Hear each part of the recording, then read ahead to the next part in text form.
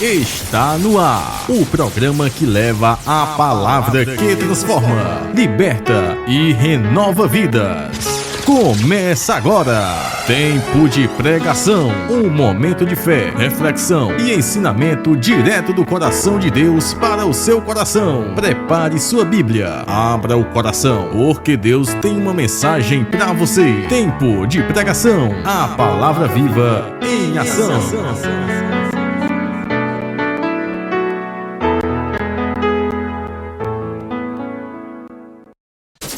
Mais e mais para a sua vida. Rapidamente, domingo nós temos a nossa Santa Ceia e você é convidado para estar aqui nesse tempo de comunhão, em que nós, enquanto igreja, como igreja, estaremos rememorando o sacrifício de Cristo. Quantas pessoas já fazem parte do Ministério Dínamos e ainda não são batizados nas águas e querem ser batizados nas águas? Há alguém aqui? Olha só, mais alguém? Olha, que bênção, já tem gente para ser batizado este ano. Vamos fazer um acompanhamento para a gente fazer esse batismo logo, em nome de Jesus. Aleluia. Gente, nós estamos falando nos nossos cultos de ensino sobre um discípulo genuíno, né? Nós já temos aprendido na nossa primeiro momento dessa série, que o discípulo, a gente tem 3 tipos de pessoas que estão na igreja, que fazem parte da igreja, se eu posso dizer assim. Nós temos a multidão, nós temos as ovelhas e nós temos os discípulos. Vamos lembrar? Qual o primeiro tipo de pessoa que está na igreja? Multidão. Segundo, ovelha. Terceiro, discípulo.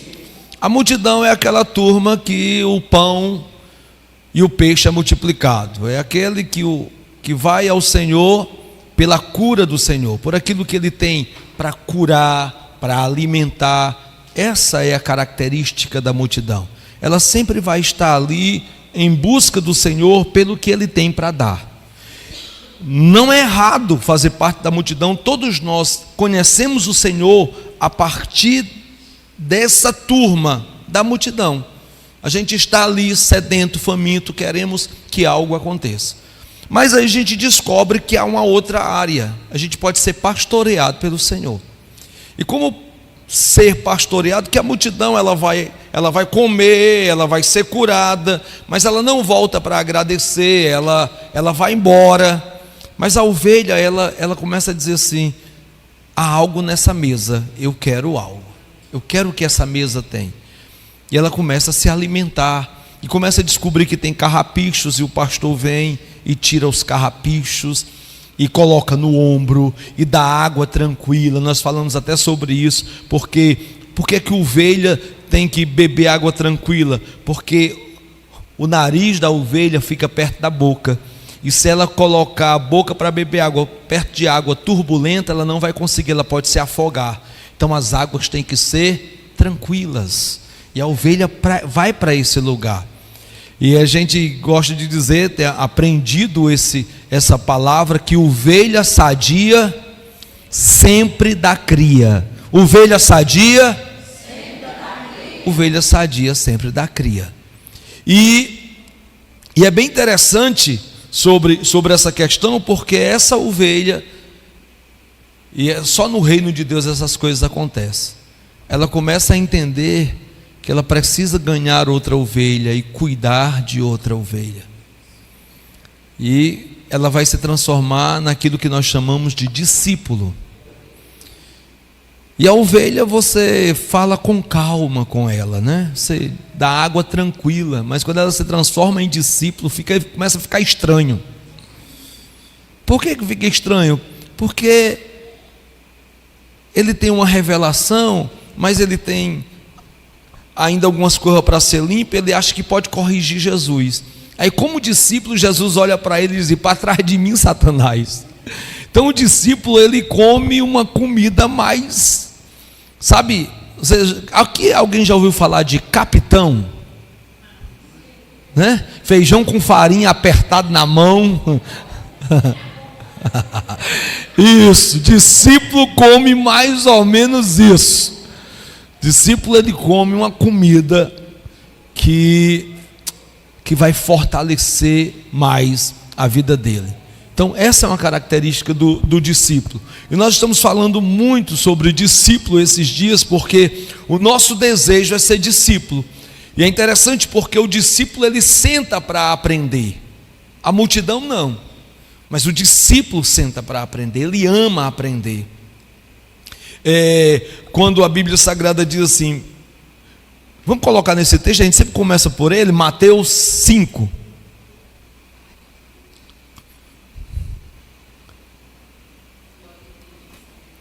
Jesus vendo quem? Vendo a multidão, subiu ao monte. Se você ler o capítulo 4, a segunda parte do capítulo 4, você vai ver como o Senhor alcançou os discípulos, e os discípulos estavam lá no meio da multidão, certo? A gente vai já ver sobre isso, se nós tivermos tempo. Vendo a multidão, subiu a um monte, e assentando-se, aproximaram-se dele quem? E é incrível isso. O discípulo fica ali, a multidão fica no pé do monte. Multidão, desde os dias de Moisés, vai ficar no pé do monte. Quem sobe no monte, irmão, é os discípulos. Olha para Josué. Então, a palavra discípulo quer dizer aluno. Vamos próximo. E abrindo a sua boca, os ensinava dizendo, próximo, bem-aventurado, a tradução, tem uma tradução que diz assim, os humildes de espírito, porque deles é o reino dos céus. A palavra humilde é aquele que tem a capacidade de aprender. Ele senta para receber, ele tem capacidade de receber. Aqui é pobre, ele é pedinte, ele sempre é o faminto, ele sempre é o necessitado, ele sempre deseja mais.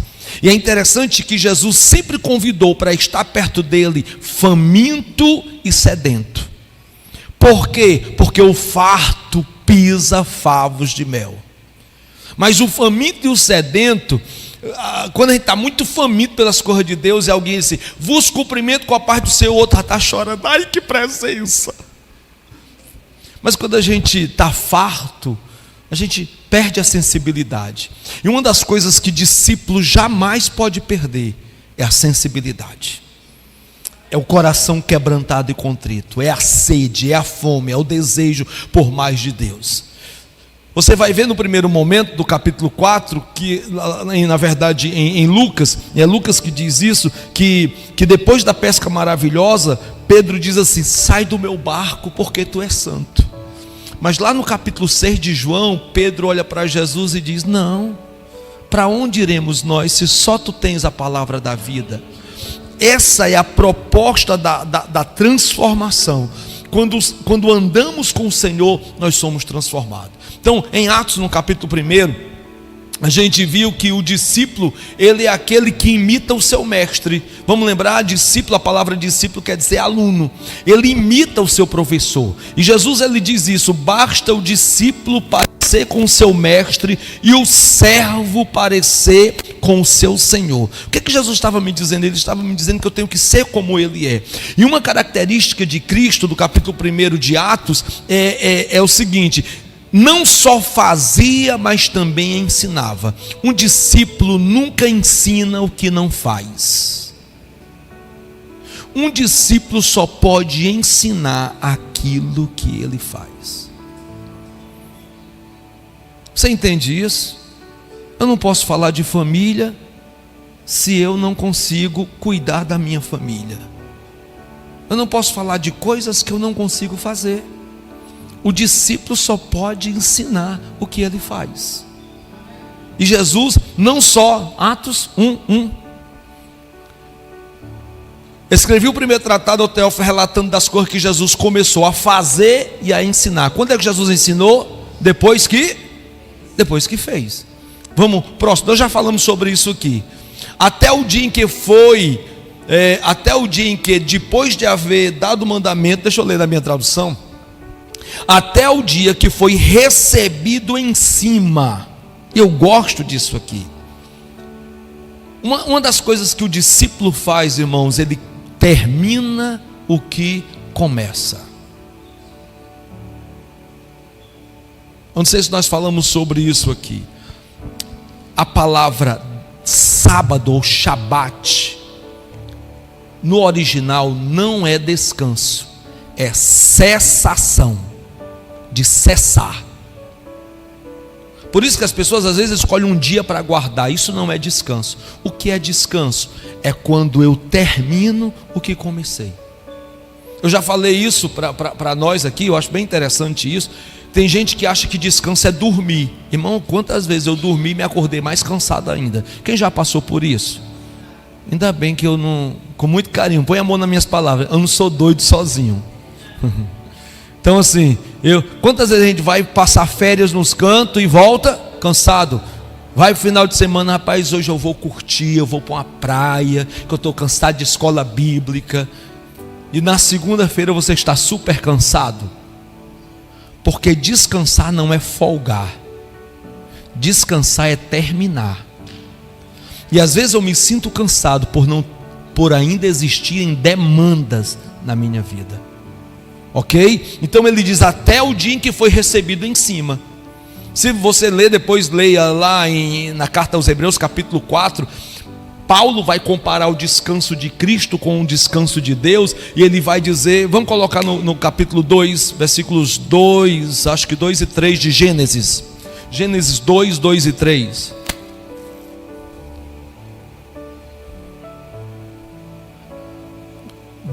Dois. Havendo Deus acabado no dia sétimo a obra que fizera, descansou no sétimo dia de toda a sua obra. Gente, tem uma tradução que diz que ele, depois que acabou, deixa eu ler aqui na minha tradução. Essa tradução está estranha hoje. É a mesma, é corrigida. Ele diz aqui que é a corrigida fiel, mas ela não está muito fiel não. E havendo Deus acabado no dia sétimo a sua obra, descansou. Quando é que ele descansou? A gente lê imediatamente assim, no dia sétimo. Não. Quando foi que Deus descansou? Quando acabou a obra. Nós já falamos isso muitas vezes aqui. Entendem isso? Quando foi que Jesus descansou? Quando ele disse, lá no Novo Testamento, está consumado.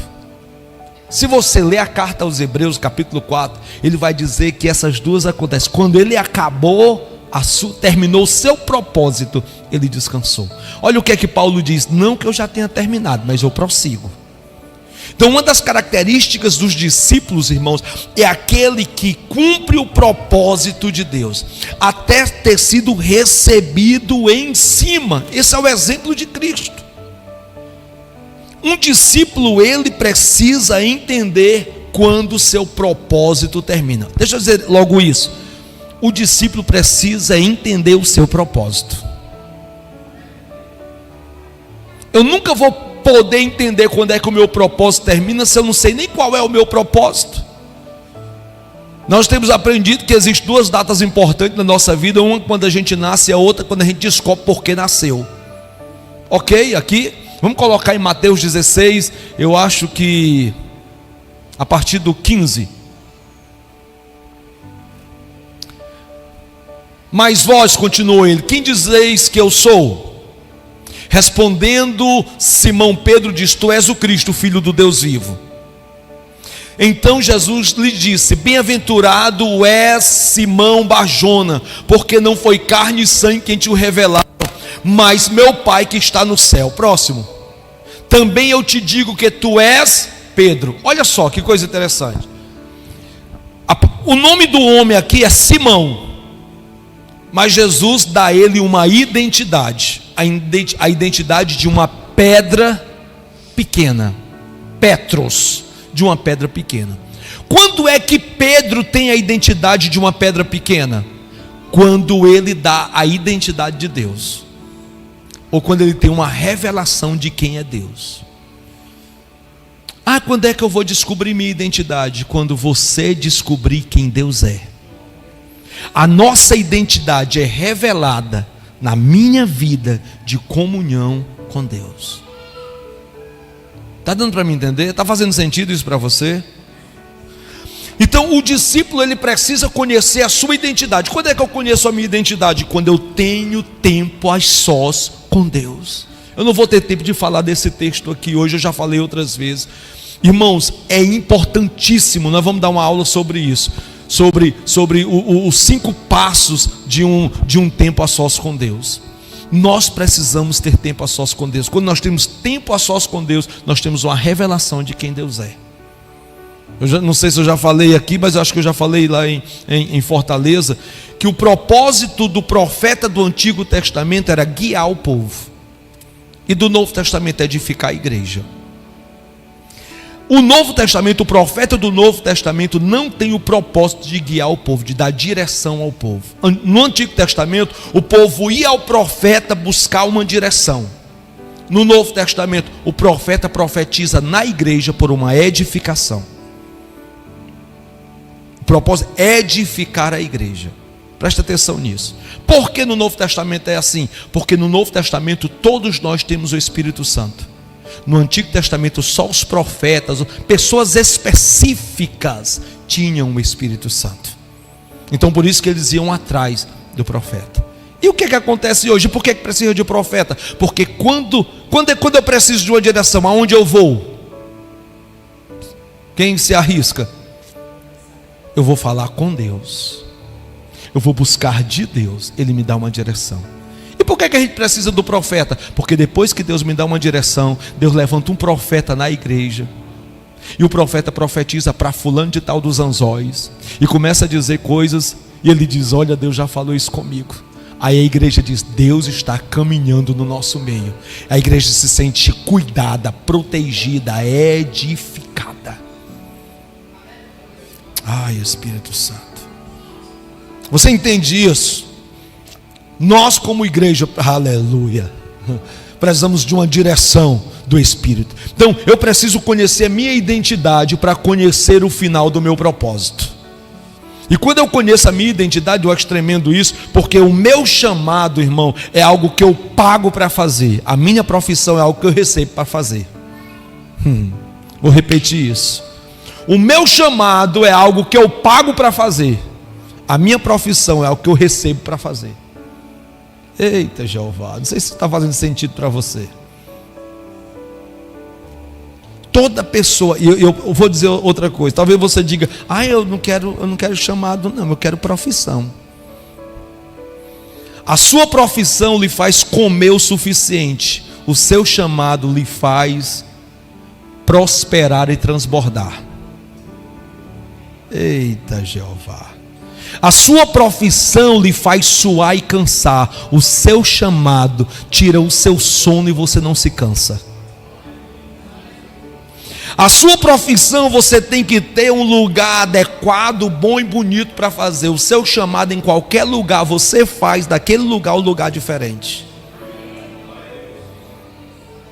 Aleluia. É só para você pensar: eu estou no meu chamado, eu estou na minha profissão.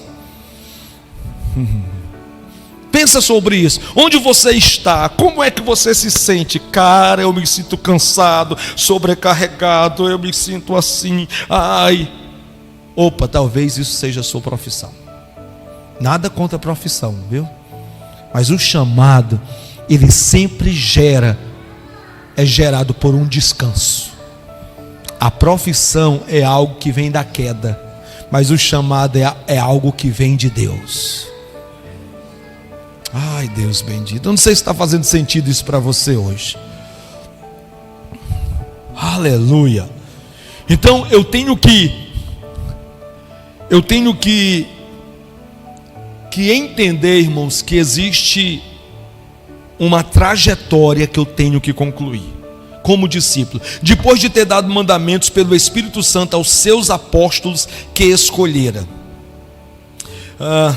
aos quais também, depois de ter padecido, se apresentou vivo com muitas e infalíveis provas, sendo visto por eles por espaço de 40 dias, falando a respeito do reino de Deus. Eu amo esse texto de Jesus, dessa característica de Cristo. Olha só, ele diz: ele padeceu, mas se apresentou vivo. Ele padeceu, mas se apresentou vivo. Não é porque eu tenho um chamado que eu não vou sofrer perseguições, mas mesmo assim eu me apresento vivo. Eu sei que vocês estão assim bem cansados. Vou já pedir para você começar a pular aqui. Já eu falo em línguas. Já eu falo em línguas. Então, eu quero que você entenda sobre essa questão. Às vezes, queridos, as coisas e as lutas vêm sobre a minha vida e eu não sei me apresentar vivo por aquilo que eu padeço. Jesus chega com uma proposta de jejum que eu acho estranho. Ele diz: quando vocês jejuarem, não pareçam como aqueles que querem ser vistos, né? Que andam com pano de saco, triste. Não. Quando vocês jejuarem, vista a melhor roupa, lava o rosto, bota perfume, nem pareça que você está jejuando. Olha o que é que Paulo diz: pobre, mas enriquecendo a muitos. Não tendo, mas como se tivesse. Você já viu isso? Uma vez a gente estava procurando casa para alugar. E quando procurando casa, aí quando eu liguei, a pessoa disse assim, eu disse: quanto é o aluguel da casa? Eu disse: 12 mil reais. A Madeline ouviu, já foi do sangue de Jesus. Desligue. Eu digo: peraí, mulher, eu não vou descer do salto não.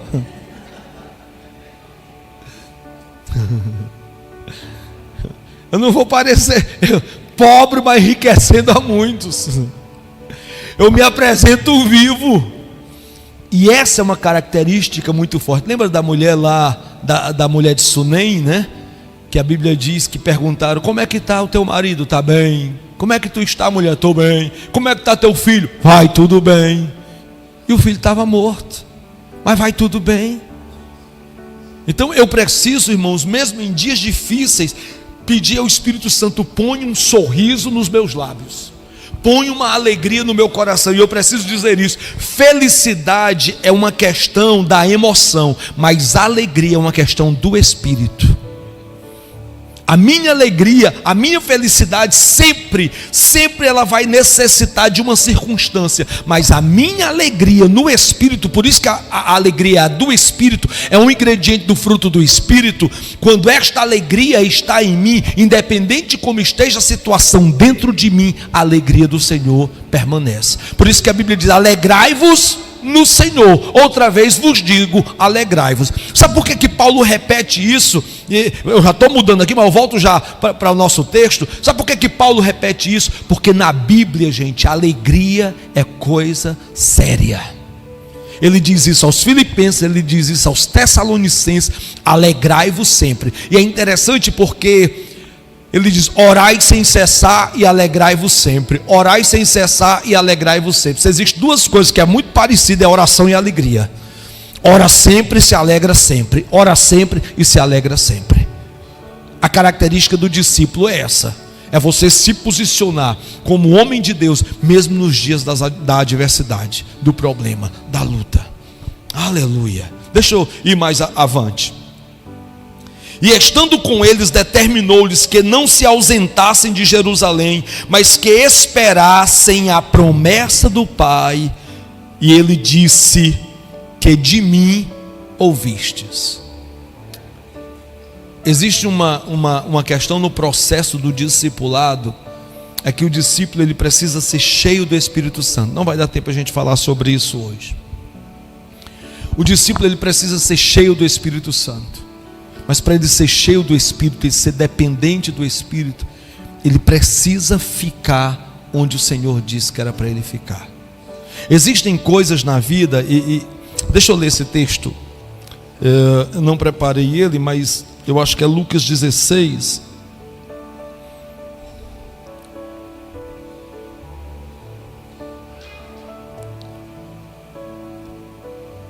Deixa eu ver se eu encontro. Isso. A partir do versículo 10, Lucas 16 e 10. Olha que coisa interessante: quem é fiel no pouco também é fiel no muito. Quem é injusto no pouco também é injusto no muito. Próximo. Se, pois, não vos tornastes fiéis na aplicação das riquezas de origem injusta, quem vos confiará a verdadeira riqueza? Nós não vamos falar sobre isso. Próximo. Se não vos tornastes fiel na aplicação do alheio, quem vos dará o que é vosso? Eu quero que você pense isso. Esse texto aqui, versículo 12. Se eu não for fiel no que é do outro, como Deus vai confiar a mim o que é meu? No que é do outro, gente, nós somos treinados. No que é meu, nós somos abençoados, prosperados, nós crescemos. Você está compreendendo? Você já viu que uma pessoa que dirige o carro dos outros, às vezes não tem cuidado no carro dos outros? E a Bíblia diz que tem gente que cuida mais do que é seu do que é dos outros. E a gente precisa começar a ter cuidado com isso. Eu já vi gente que andando no carro e tal, e cantando pneu. Eu olho. E aí, você comprou quando?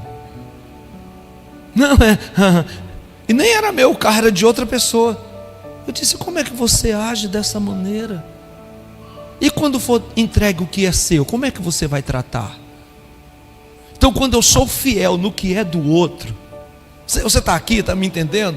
Então, às vezes, Jerusalém é o lugar do meu tratamento. Jerusalém é o lugar que o Senhor vai tratar a minha visão e o meu jeito de ser. Irmãos, todos nós começamos por um nível de tratamento. Você sabe para que é que existe família? Família existe para treinar você. Tem um texto lá em Provérbios que diz que quando você não afasta a vara do seu filho, você tira dele a loucura dele. Aí eu digo, todo menino nasce doido, a vara é que cura ele. Está lá em Provérbios. O menino nasce doido, mas a vara vem lá e cura o menino. Então, família existe para treinar a gente. Por isso que existe um padrão pai e mãe. Esse padrão, eles dão os cortes certos. Porque pai bicho bruto é pai. Pai, eu vou falar grosso, tudo não sei como. Embora eu seja um pai mais amoroso, né? Mas pai é alguém que direciona, ele precisa desse corte. E mãe é alguém que acolhe e precisa desse amor. Então Jerusalém, ele é o lugar do treinamento do profeta ou do discípulo. Porque Jerusalém é lugar da adoração, é lugar do sacrifício. Mas Jerusalém é o lugar da cruz, é o lugar da humilhação, crucificam. Jerusalém, ele é meio estranho, ele tem característica de pai e de mãe. Tem um dia da adoração, mas tem um dia do Calvário. Você está compreendendo? Por que é necessário esses 2 dias? Porque esses dias, irmãos, ele cria em mim limites, mas cria também em mim pertencimento. Não adianta ter só limite quando eu não me sinto pertencente. Não adianta ser só pertencente quando eu não tenho limite. Quem se sente muito pertencente e não tem limite, acha que pode fazer o que quer. Quem só tem limite e não se sente pertencente, nunca se sente amado. Por isso não chega a lugar nenhum, porque sempre vai achar que não é ninguém. Você entende isso? Então, há uma necessidade desse tratamento. E nós vamos para esse texto agora, no capítulo 4 de Mateus, e a gente termina com isso. A partir do versículo 12. Mateus 4, 12. Ouvindo, porém, Jesus que João fora preso, retirou-se para Galileia. E eu gosto disso aqui. Lembre-se, as vidas estão no meio das multidões. Jesus não procurou vida em Jerusalém. Jerusalém é o lugar do nosso tratamento, o lugar das vidas, é lá na Galileia. Tem gente que só quer evangelizar na igreja, só quer pregar. A gente chama isso daqui de altar, né? No altar. Mas talvez o seu altar esteja lá, sabe, lá na ruinha. Lá, eu estou lembrando do nome antigo aqui. Lá longe, lá na praça. Lá onde a vida não é vista e Deus está vendo ela lá. Galileia, lugar dos povos, da gente. Gente misturada, está tudo ali. Nós precisamos ir a essas pessoas. Jesus não foi para Jerusalém para evangelizar. Jesus foi para Jerusalém para aprender e ser crucificado. 12 anos, se sentou para aprender. Porque a Bíblia diz, e ele perguntava aos doutores. 33 anos ele foi para ser crucificado. Porque Jerusalém tem essas duas propostas. Vocês estão compreendendo? Vocês lembram quando ele se perde em Jerusalém, 12 anos, e os pais chegaram? Ele estava questionando, aprendendo, perguntando. Aleluia. 33 anos, né? 21 anos depois, meu Deus, isso é muito profético. 21 anos depois ele estava sendo crucificado. Mas ele vai para onde ganhar alma? Ele vai para Galileia. Vamos mais para frente, que eu quero falar sobre os discípulos. Deixando Nazaré, foi morar em Cafarnaum, situado à beira do mar, nos confins de Zebulon e Naftali. Existia algo profético aqui. A palavra falava sobre Zebulon e Naftali e sobre Galileia, que é região das gentes. A palavra Galileia quer dizer região das gentes, e lá Isaías fala isso, região das gentes. E é interessante porque uma das coisas que eu aprendo nesse texto é que o seu chamado está dentro da sua Bíblia. Vou repetir isso. O seu chamado está dentro da sua Bíblia. A sua Bíblia fala sobre você. Sempre que você lê a Bíblia, leia ela como uma revelação de Deus, que a gente lê para pregar. Não, Bíblia não é ler para pregar. Bíblia é ler para ouvir o que Deus tem para revelar para a sua vida, para a sua jornada. Pensa nisso. Próximo. Para que se cumprisse o que fora dito por intermédio do profeta Isaías: terra de Zebulon, terra de Naftali, caminho do mar, além do Jordão, Galileia das gentes, ou dos gentios. Povo que jazia em trevas viu grande luz, e aos que viviam na região da sombra da morte resplandeceu-lhes a luz. Próximo. Daí por diante passou Jesus a pregar e a dizer: arrependei-vos, porque está próximo o reino dos céus. Eu gosto disso aí. Caminhando junto ao mar da Galileia, viu dois irmãos, Simão, chamado Pedro, e André, e lançavam as redes ao mar, porque eram pescadores. Próximo. E disse-lhes: vinde após mim. Eu preciso dizer isso. Antes de Jesus dizer: ide por todo o mundo, lá no capítulo 28 e no capítulo 28 de Mateus e 16 de Marcos, ele disse: vinde após mim. Existem duas coisas que eu aprendo aqui. Eu nunca serei um discípulo se não tiver comunhão com o meu discipulador. Eu estou falando de Cristo.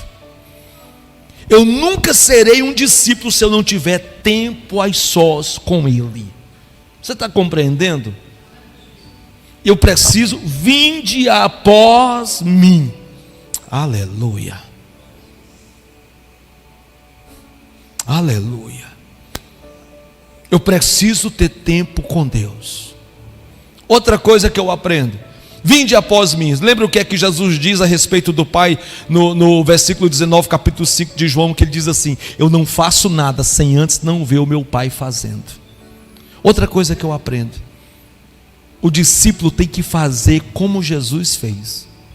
O discípulo de Jesus tem que fazer igual ele fez. Está dando para me entender? Eu vos falei pescadores de homens. Próximo. Então eles deixaram imediatamente as redes e o seguiram. Existe uma coisa, irmãos: como seguidor de Jesus, nós precisamos deixar coisas que nos prendem. Eu preciso falar isso com cuidado, porque a ideia aqui dá que eles deixaram os empregos dele. Mas eu vou dizer o que é que eu aprendo aqui. Eu aprendo que nós precisamos começar a deixar aquilo que nos aprisiona, aquilo que nos amarra.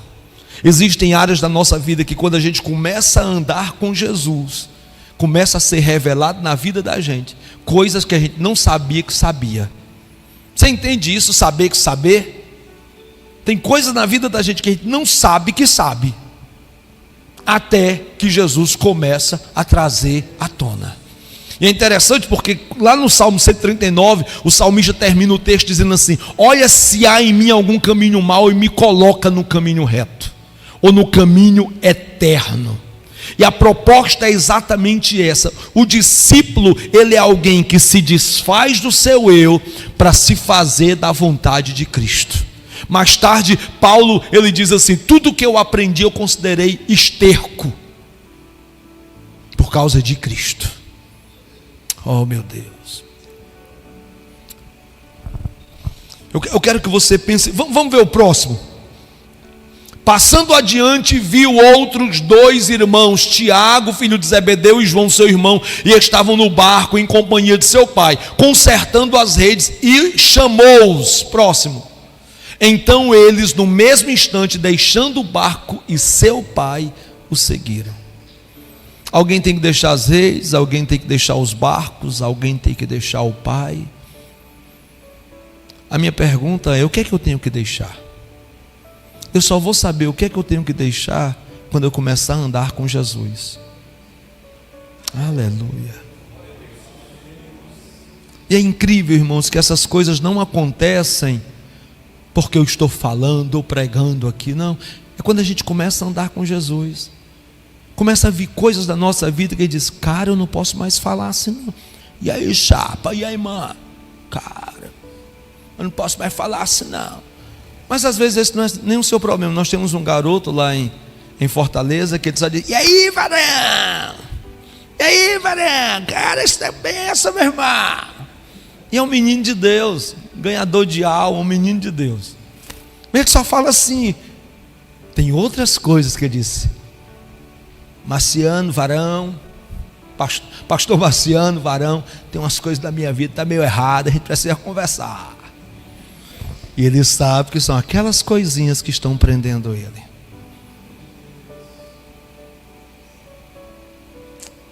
Talvez aquilo que você tenha coragem de falar não seja o que você tem que deixar. Ai, ai, ai. Vou repetir isso. Talvez aquilo que você tenha coragem de falar não seja o que você tem que deixar. Irmãos, nós temos que deixar aquilo que mais nós escondemos. Existem coisas que só andando com o Senhor, o Espírito do Senhor vai nos convencendo da justiça, do juízo e do pecado. Ser discípulo de Cristo é deixar Ele nos moldar. E quando Jesus ele ensina aos discípulos, e eu termino com isso, vamos terminar no horário. Quando Jesus começa a ensinar os seus discípulos lá na frente, ele olha e diz assim, depois dele dizer: bem-aventurado os pobres ou os humildes de espírito, porque dele é o reino dos céus. Bem-aventurados os que choram, porque eles serão consolados. Bem-aventurado, aí vai começando a melhorar. Bem-aventurados os pacificadores, porque eles serão chamados filhos de Deus. Olha, e às vezes a gente gosta de colocar alguém contra alguém. Não, nós somos chamados para ser pacificador. A gente não leva intriga, a gente leva paz. Bem-aventurado os limpos de coração, porque eles verão a Deus. Cara, eu fui para a igreja hoje, não senti nada. Opa! Não, com certeza aquele pregador. Irmãos, a Bíblia não diz pregador ruim impede de eu ver a Deus. A Bíblia não diz cantor ruim impede de eu ver a Deus. A Bíblia diz que coração sujo impede de eu ver a Deus. Ai, ai, ai. Se eu não vi Deus em algum culto, não foi por causa do pregador nem do cantor, mas porque talvez o meu coração esteja poluído com alguma coisa que está impedindo de eu entender a presença de Deus na minha vida. E aí vai. Só na bem-aventurança a gente já apanha muito. Ele diz: vocês são sal da terra, luz do mundo. Aí quando eu olho para sal da terra, por que ele não diz vocês são feijão da terra? Né? Por que Deus não diz assim, vocês são milho da terra? Mas ele diz o sal da terra. Gente, o processo para virar sal já é um negócio forte. E quando você vira sal, você nunca é reconhecido. No dia que o feijão não tem sal, de quem é que você reclama? Da falta de sal. Mas no dia que o feijão tem um sal suficiente, bom, ótimo, alguém diz, se tiver salgado, você reclama também.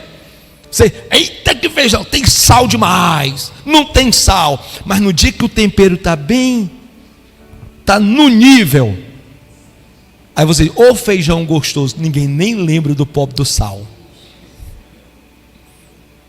Porque a característica do discípulo, irmãos, é fazer que as coisas fiquem bem sem ele ser aplaudido. Eita, não dá para falar em língua não, só assim, língua.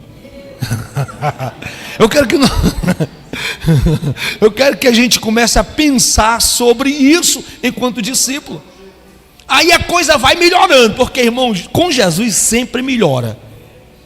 Está escrito na vossa lei: não adulterarás. Eu, porém, vos digo que aquele que olhar, pensar, já pecou. Está escrito na vossa lei: dente por dente, olho por olho, não matarás. Eu, porém, vos digo: amai os vossos inimigos. Olha aí, gente, que versículo chato. Porque amar amigo, sabe aquele amigo chato? Não sei se você já viu amigo mala sem alça. É ruim de amar. Agora imagina amar inimigo. Aí, amar inimigo. Se o teu inimigo bater na tua face, oferece a mão no pé do vidro dele. Era para ser assim, mas oferece a outra face. Isso é para discípulo, porque só discípulo ouve essas coisas. Multidão não. A multidão não gosta dessas coisas. Só discípulo. Eita, eu gosto desse daqui, que é no mesmo texto: orai pelos vossos inimigos. Olha aí que coisa linda. Toda vez que a gente ora, o que é que a gente diz? Mata Jesus. Só que ele continua, irmãos: abençoe quem amaldiçoar você. Se ele chamar para andar com ele 1 milha, vai 2. Se ele te pedir a tua roupa, dá a ele também a capa. Ame tanto teu inimigo, que crie nele brasas vivas. E melhora: quando vocês forem orar, não faça isso no meio das praças. Entra no teu lugar secreto. Isso é discipulado. Entra lá no teu lugar secreto, fica repetindo palavras. Irmãos, e não tem lugar mais secreto da nossa vida do que a madrugada. Todo mundo dormindo e você. Eu me lembro quando eu estudava aqui, não sei se ainda é GVA, ainda é GVA? Não vou conseguir dizer tudo. CDVA. Então eu estudei no GVA. Aí os dias que eu ia jejuar, a turma ia lá. No meu tempo era recreio, viu? No recreio, lá na cantina, e eu ia para o banheiro orar, e fechava ali a tampa do vaso, porque outro vaso estava chegando. Irmãos, eu aprendi a ser vaso perto do vaso. E me ajoelhava naquele lugar sujo, porque era o meu lugar secreto. Ai, Espírito Santo.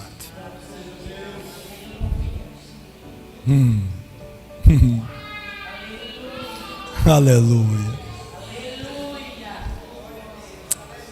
E as pessoas não dizem: por que Deus usa o Marciano? Por que é desse jeito? Por que é isso? Por causa do meu lugar secreto.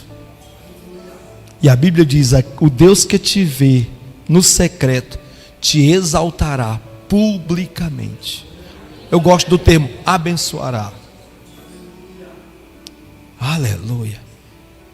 E vai melhorando. A gente poderia citar aqui todo o texto do Sermão da Montanha, quando ele diz: a candeia do corpo são os olhos. Se seus olhos forem bons, todo o teu corpo será luminoso, mas se eles forem maus, todo o teu corpo estará em trevas. Aí ele diz: observai o lírio dos campos, observai as aves do céu. Não fica servindo a mamon, mas buscai primeiro o reino de Deus e a sua justiça, e o resto vos será acrescentado. Pede, busque, bata, e isso vai acontecer. Aí ele diz: nem todo aquele que me diz Senhor, Senhor entrará no reino dos céus, mas aquele que faz a vontade do meu Pai que está no céu. Ele diz: apartai-vos de mim, que eu não vos conheço, vocês que praticam a iniquidade. A quem compararei o homem que ouve a minha palavra e executa? Aquele que edificou a sua casa sobre a rocha, sopraram os ventos, os rios, bateram com ímpeto sobre ela. Ele termina dizendo isso: mas ela não caiu. Porque o que derruba uma casa, irmão, não é o vento, nem os rios, nem os problemas. O que derruba uma casa é a falta de um alicerce bem feito. Eu caí porque fulano não me amou. Não, você caiu porque você não tinha uma base bem feita. Espírito Santo, você entende isso? Há algo de Deus aqui para nós. Nós somos discípulos do Senhor. Gente, essa igreja está muito linda dia de quarta-feira. Na verdade, essa igreja está muito linda todo dia que eu chego aqui. Muito bom estar com vocês. A minha oração é que nós possamos dizer, eu não sei, nós estamos dando um estudo sobre purê de batata. Eu ainda me sinto uma batata, mas nós vamos chegar a ser purê. Então, quem eu sou nessa história? Eu sou a multidão. Eu amo quando Deus multiplica pão e peixe. Não, eu sou a ovelha. Eu amo quando Ele tira meus carrapichos. Dói, é chato, mas Ele está me curando. Não, eu sou o discípulo. Eu amo quando Ele corrige o que tem que ser corrigido. Eu amo quando Ele fala firme comigo. Você já viu como é que a gente fala com o bebê? As menininhas de papai. Mas o cabra vai criando barba. A gente vai dizer, e aí, cabra? Tia Luima. Você já fala, não, Zé Raimundo, fala mais grosso? Fala mais grosso. Fala mais grosso, não tem jeito, ué. Fala mais firme. Ou você vai ficar com um camarada de não sei quantos anos, barbado, não é não, Petros? Chica e gente de papai. Maria. Não. Então, se você vai crescendo, irmão, Deus vai falando mais firme com você. Se você vai crescendo, a incisão é mais profunda. Se nós vamos crescendo, coisa séria começa a acontecer. Nós nunca podemos assumir nada se não tivermos maturidade. Mas se nós tivermos maturidade, tem energia para pagar. Tem, como é, meu Deus? IPTU para pagar. Eu estou falando de IPTU porque um casal disse, quando nós casamos, não sabia que tinha que pagar IPTU. E ficamos 5 anos sem pagar IPTU, porque a gente não sabia que tinha esse tal de IPTU. Quando a gente casa, irmãos, as coisas, eu gosto de chamar de compromisso. Tem compromisso. Aleluia, aleluia. Essa é a proposta do discipulado. Tem mais coisas aqui, se Deus permitir a gente vai falar ainda. Mas, pastor, não é fácil ser discípulo, não. Mas é o discípulo que continua a obra do seu mestre. A multidão nunca vai continuar. A ovelha vai se alimentar, mas não vai continuar. Só o discípulo continua o que o seu mestre começou. Deixa eu dizer isso para você. Se o seu filho não for discipulado, ele não vai continuar o que você começou. O seu filho precisa ser discipulado. A minha filha a Abigail é um negócio incrível, né? Então, às vezes as pessoas dizem, é o jeito dela profetizar e tal. Às vezes parece com o pai dela. A questão do discipulado é muito forte. Eu quero que nós pensemos sobre isso. Discipule de seus filhos, discipule quem está perto de você. O que é discipular? É dar de você para o outro. É você fazer com que o outro comece a se parecer contigo. Tenha o teu jeito, a tua forma de ser. Há alguns anos atrás, eu estava dizendo para o Petros, menino é a cara da mãe. Menino é a cara da mãe. E tal, o jeito da mãe. E aí eu fui ensinar ele. Papai me ensina isso daqui. Eu fui ensinar matemática a ele. Aí ele acertou, foi acertando, foi ficando orgulhoso. Ele olhou para mim e disse, bonita igual a mãe, mas com a inteligência do pai. Eu quero que nós comecemos a pensar sobre essas questões. Nós possamos andar mais com o nosso mestre. Isso vai mudar a sua história. Eu espero ter comunicado o suficiente para nós esta noite. Nós somos a igreja de Cristo. As portas do inferno não prevalecerão contra a igreja.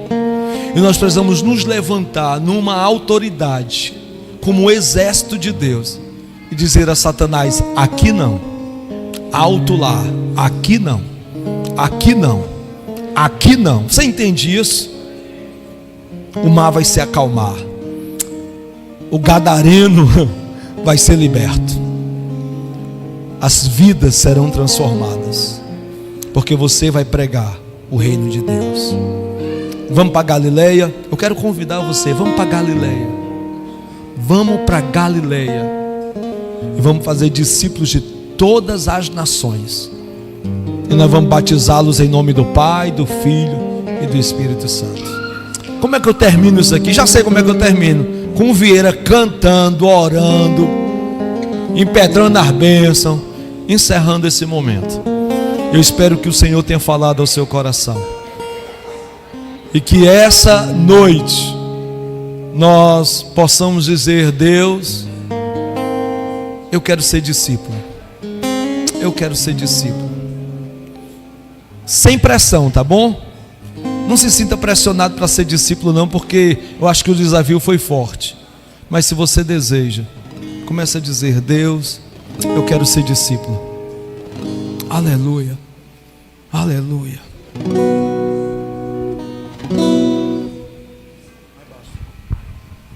Meu Deus, cadê o diafragma? Vamos ficar de pé? Todos de pé, vamos louvar?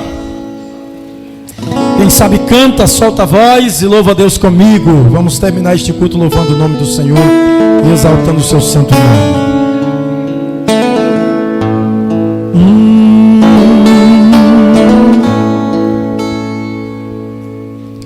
Ensina-me a sentir teu coração, Jesus, quero ouvir teu respirar, tirar teu fôlego com a minha fé.